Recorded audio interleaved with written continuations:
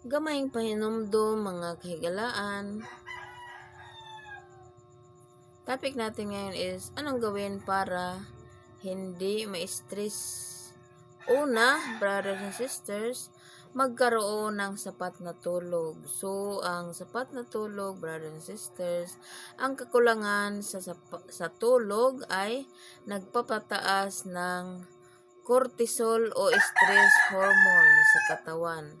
Siguraduhin makakuha ng 7 hanggang 9 na oras ng pahinga gabi-gabi para mas kumalma ang isip. So, itong pasiuna na tips para sa bawasan.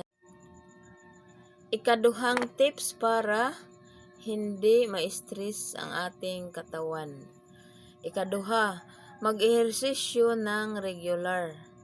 Araw-araw talaga, brothers and sisters. So, ang pag-ehersisyo, ang paggalaw ng katawan kahit 15 to 30 minutong paglalakad lang ay naglalabas ng endorphins o feel-good hormones na natural sa pagpababa ng stress, brothers and sisters. Simple lang, maglakad araw-araw. Hello everyone! Ikatulo nga tips para hindi ma-stress, brothers and sisters. Matutong mag-prioritize time management, brothers and sisters.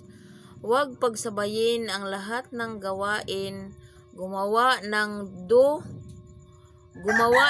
to-do list at unahin ang pinaka-importante upang hindi ka mabigla sa dami ng trabaho.